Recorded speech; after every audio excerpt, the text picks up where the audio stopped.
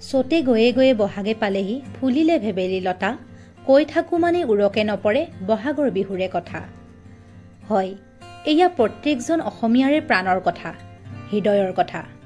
চাওঁতে চাওঁতে বছৰে পাগৰ খলালেহি আৰু আমাৰ হিয়াৰো হিয়াৰ প্ৰাণৰো প্ৰাণৰ বহাগ বিহুৱে আহি দুৱাৰদলিত উপস্থিত হলহি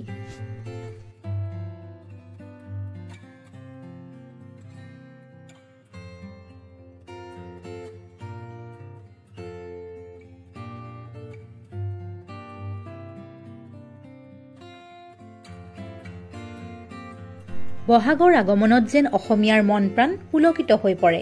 প্ৰত্যেকজন অসমীয়াৰ গা সাতখন আঠখন কৰে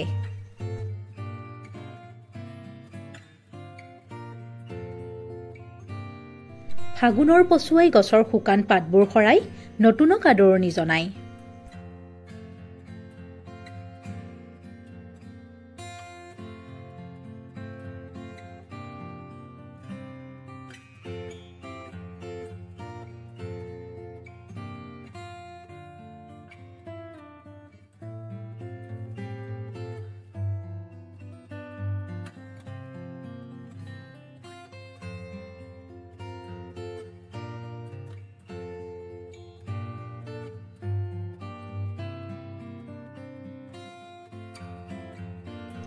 চ'ত মাহত বৰদৈচিলা মাকৰ ঘৰলৈ যোৱাৰ সময়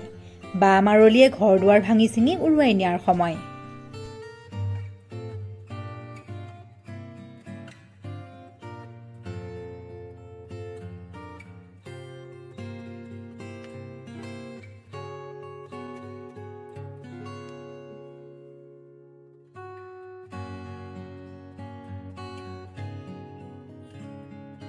কিন্তু তাৰ সমান্তৰালভাৱে লৈ অহা বৰষুণ জাকে মাটিবোৰ জীপাল কৰি তোলে গছ-গছনিয়েও নতুন কুঁহিপাত মেলে পুনৰ সেউজীয়া পৃথিৱীখন সজীৱ হৈ উঠি নানাৰঙী ফুলবোৰেও জাতিষ্কাৰ কৰি তোলে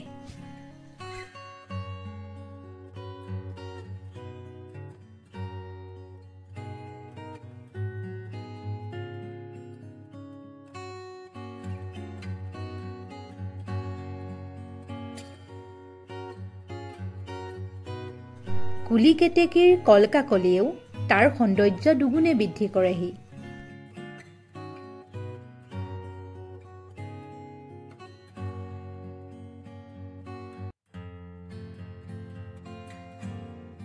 এই গোটেইবোৰৰ মাজত মানুহৰ মনবোৰো চঞ্চল হৈ উঠি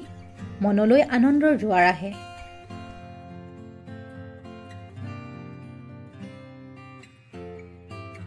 সেয়েহে হয়তো অসমীয়াৰ প্ৰাণৰ আমঠু ভূপেন হাজৰিকাদেৱে কৈ গৈছিল বহাগ মাথো এটি ঋতু নহয় বহাগ এটি মাহ অসমীয়া জাতিৰ ই আয়ুস ৰেখা গণজীৱনৰ ই সাহ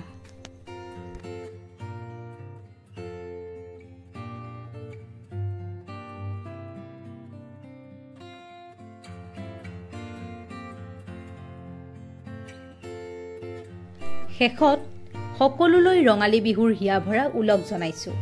যেন আগন্তুক সময়বোৰ ৰঙীন আৰু জীপাল হৈ উঠে